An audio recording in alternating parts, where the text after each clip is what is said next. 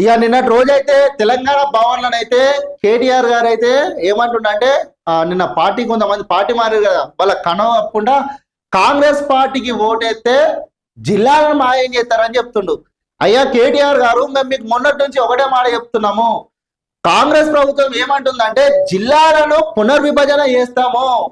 జిల్లాలకు సంబంధించి తెలంగాణ రాష్ట్రంలో మీరు మీ సొంత స్వలాభాల కోసము, మీరు మీ లక్కీ నెంబర్ల కోసము జిల్లాలను ఏర్పాటు చేసిర్రు. ఆ జిల్లాలు ఒక జిల్లా ఓ దగ్గర ఉంటే ఆ జిల్లాకు సంబంధించిన డివిజన్ ఒక దగ్గర, దాని మండల ఆఫీస్ ఒక దగ్గర, గిట్లా మీరు మీ స్వలాభాల కోసం చేస్తే ఈ ప్రభుత్వం ఏం చెప్తుందంటే ఆ జిల్లాలను ఒక బార్డర్ ఫిక్స్ చేసి పునర్విభజన చేస్తామని చెప్తుంది. మీరేమంటారు? మీకు సందు దొరికింది ఇక, అదే ఇది అయిపోయింది. ఇక కోతికి బెల్లం ఎట్లనో మీకు అట్లా అయింది. అయ్యో చూడుర్రి, కాంగ్రెస్ కు ఓటేస్తే జిల్లాలు మాయం. మున్సిపాలిటీ ఎన్నికల్లో ఆ పార్టీని ఓడించాలి. బొగ్గు స్కామ్లపై సిబిఐ విచారణకు సిద్ధమా? బీఆర్ఎస్ వర్కింగ్ ప్రెసిడెంట్ కేటీఆర్ సవాల్. మీరు ఏదేం చేసినా ప్రభుత్వం అయితే సిద్ధంగానే ఉంటది.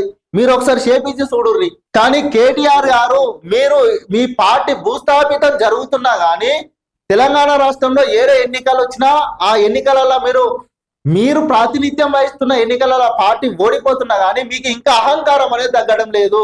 మీ పార్టీని ఎట్లా కాపాడుకోవాలో, మీరు ఏం చేసుకోవాలో అది చూసుకోక ఈ జిల్లాలను మాయం చేస్తారట, ఈ కాంగ్రెస్ ఓటేస్తే జిల్లాలు తీసేస్తారట, ఇవన్నీ బంద్ చేయర్రి. వాళ్ళు జిల్లాలను తొలగిస్తామని ఏ పేపర్లో కూడా ఇంతవరకు రాలేదు.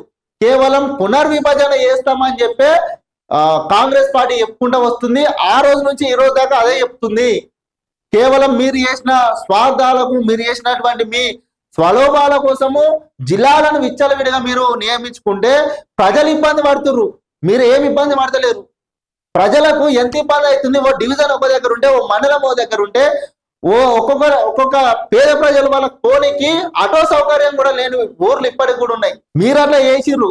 కానీ ప్రభుత్వం ఏమో ఆ జిల్లాలకు సంబంధించి ఆ బార్డర్లు ఫిక్స్ చేసి డివిజన్లు, మండలాలు, గ్రామాలు ఒకే వేదికగా ఉండేలాగా ప్రభుత్వం చేస్తుంది. ఈ మాటలు మాట్లాడు బంద్ చేయరు జరగా.